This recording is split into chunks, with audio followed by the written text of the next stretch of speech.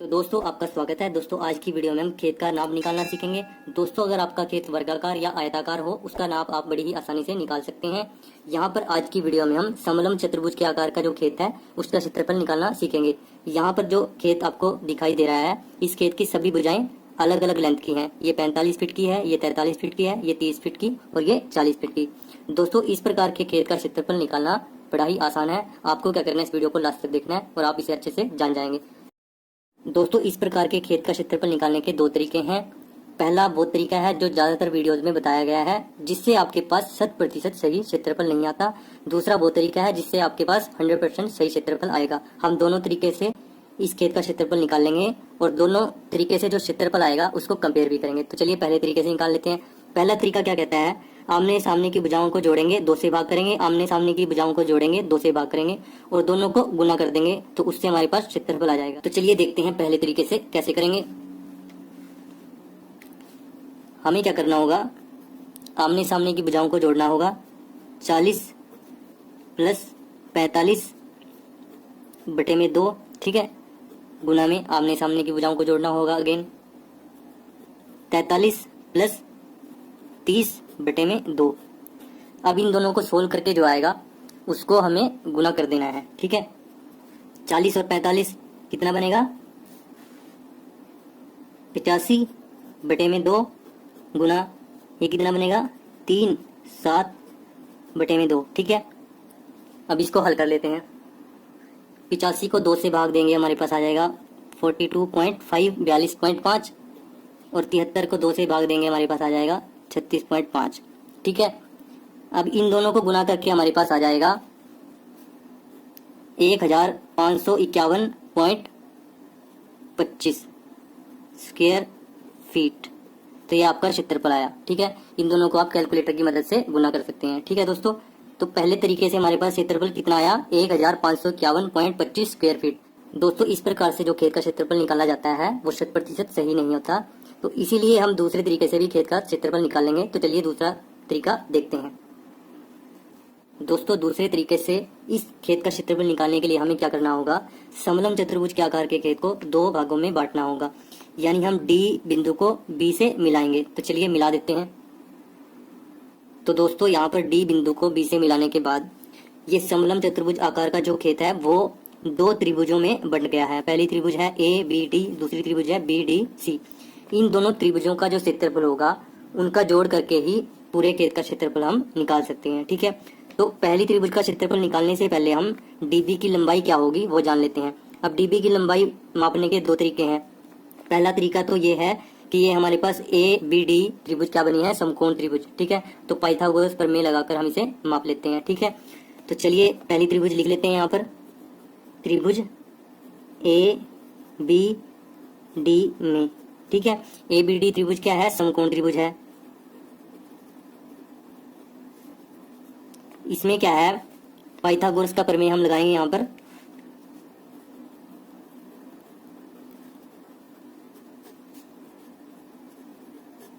ये क्या कहता है, इस भुजा का स्क्वायर इस भुजा का स्क्वायर बराबर होगा डीबी के स्क्वायर के, ठीक है, इस भुजा के स्क्वायर के। तो ए बी का स्क्वायर प्लस ए डी का स्क्वायर बराबर किसके होगा, बी डी के स्क्वायर, ठीक है, बी डी के स्क्वायर के, ठीक है दोस्तों।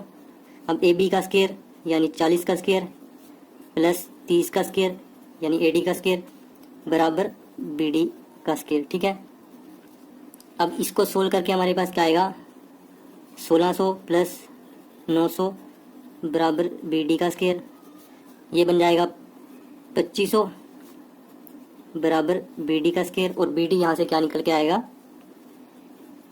वर्गमूल में 2500, जो आ जाएगा हमारे पास 50 फीट। अब 2500 का वर्गमूल क्या होता है, 50 फीट, ठीक है। तो दोस्तों आप इस तरीके से भी इसको निकाल सकते हैं। अगर आपको इस तरीके का नहीं पता तो आप क्या करेंगे, डी बिंदु पे खड़े होकर फीते की मदद से इसको यहाँ तक बी तक चलकर माप सकते हैं, ठीक है दोस्तों। तो ये हमारे पास डी बी कितना निकल के आया, 50 फीट, ठीक है। अब ये बड़ा ही आसान हो गया। पहले हम इस त्रिभुज का क्षेत्रफल निकालेंगे, फिर इसका निकालेंगे और दोनों को जोड़ देंगे। तो पहले समकोण त्रिभुज का क्षेत्रफल निकाल लेते हैं। त्रिभुज ए बी और डी, त्रिभुज ए बी डी का क्षेत्रफल निकाल लेते हैं पहले।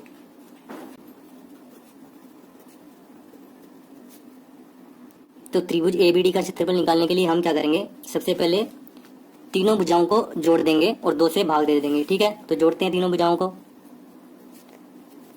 उसको हम एस मान लेते हैं जो जोड़ करके आएगा। ठीक है, तो जोड़ते हैं 30 + 40 + 50 बटे में 2। अब ये क्या बनेगा हमारे पास, ये बनेगा हमारे पास 120 बटे में 2 और ये काट के आ जाएगा आपके पास 60। ठीक है, अब त्रिभुज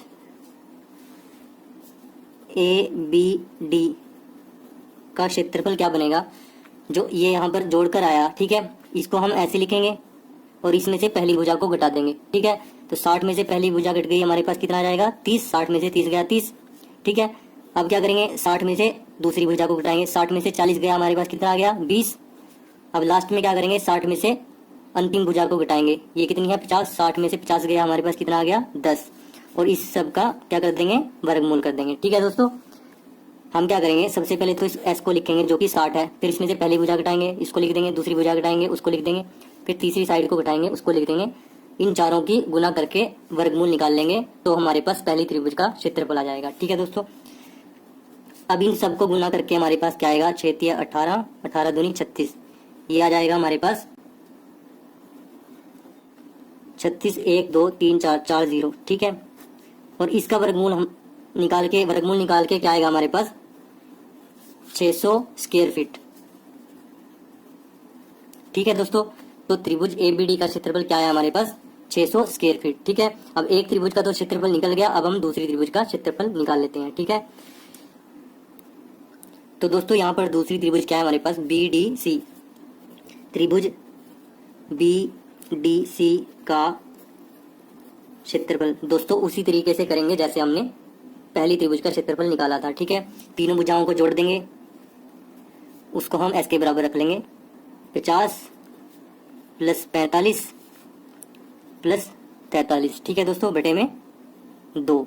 अब इन तीनों को जोड़कर हमारे पास क्या आ जाएगा 8 9 और 4 13, ये आ जाएगा 138 बटे में 2। इसको काट देंगे, 2 × 6 12, 2 × 9 18, तो ये आ जाएगा 69 69। ठीक है दोस्तों, अब सेम तरीका फॉलो करेंगे, त्रिभुज BDC क्षेत्रफल क्या करेंगे, हम 69 को लिख देंगे, जो एस था उसको लिख दिया, 69 यानी 69 को लिखने के बाद क्या करेंगे, इसमें से पहली भुजा घटाएंगे, तो 69 में से 50 गया, हमारे पास कितना आ गया 19। 69 में से 45 गया, हमारे पास कितना आ गया 24। 69 में से 43 गया, हमारे पास कितना आ गया 26। ठीक है, क्या किया हमने यहाँ पे दोस्तों, सबसे पहले एस को लिखा, फिर उसमें से एक एक भुजा को घटा के जो जो आया उसको लिख दिया। पहली भुजा को घटाया 19 आ गया, दूसरी भुजा को घटाया 24 आ गया, तीसरी भुजा को घटाया 26 आ गया। ठीक है, इसका वर्गमूल निकाल लेंगे। अब इन चारों को गुना करके हमारे पास क्या आएगा 8 1 8 0 6 4। ठीक है, आप कैलकुलेटर की मदद से ये गुना कर सकते हैं और वर्गमूल भी निकाल सकते हैं। इसका वर्गमूल निकाल के हमारे पास आएगा 904.4689। ठीक है, स्क्वायर फीट। तो यहाँ पर त्रिभुज BDC का क्षेत्रफल क्या है आपके पास 904.4689 स्क्वायर फीट। ठीक है, अब आपको क्या करना है, दोनों त्रिभुजों के क्षेत्रफल को जोड़ देना है। अब दोस्तों खेत का क्षेत्रफल यानी चतुर्भुज ABCD का क्षेत्रफल क्या आएगा, त्रिभुज ABD का क्षेत्रफल जमा त्रिभुज BCD का क्षेत्रफल। ठीक है, तो त्रिभुज ABD का क्षेत्रफल क्या आया था हमारे पास, ये आया था 600 स्क्वायर फीट। ठीक है, लिख लेते हैं 600 स्क्वायर फीट। ठीक है, और त्रिभुज BCD का क्षेत्रफल क्या आया था 904.4689, लिख लेते हैं इसको भी। अब दोनों को जोड़ देंगे तो हमारे पास खेत का क्षेत्रफल आ जाएगा। जोड़ते हैं दोनों को, 4689 तो ऐसे रहेगा, 904 जमा में 600 कितना बनेगा 1504। ठीक है दोस्तों, तो हमारे पास क्या क्षेत्रफल आया 1504.4689 स्क्वायर फीट। ठीक है दोस्तों, आई होप यहाँ तक आपको अच्छे से समझ में आया होगा। अगर आपको कहीं पे डाउट है तो आप वीडियो को एक बार दोबारा देखें, आपका वो डाउट अवश्य ही क्लियर हो जाएगा।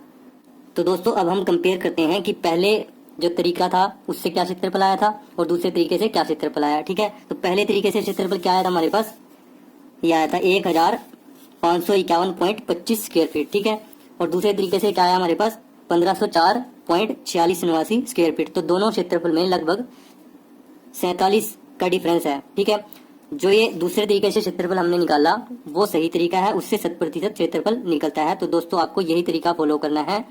ये वाला तरीका अधिकतर वीडियोस में बताया गया है, इसको आपको फॉलो नहीं करना है। दूसरे वाले तरीके को अगर आप फॉलो करोगे तो आपके पास 100% सही क्षेत्रफल आएगा। आई होप यहाँ तक आपको अच्छे से समझ में आया होगा। अगर आपको कहीं पे डाउट है तो आप वीडियो को एक बार दोबारा देखें।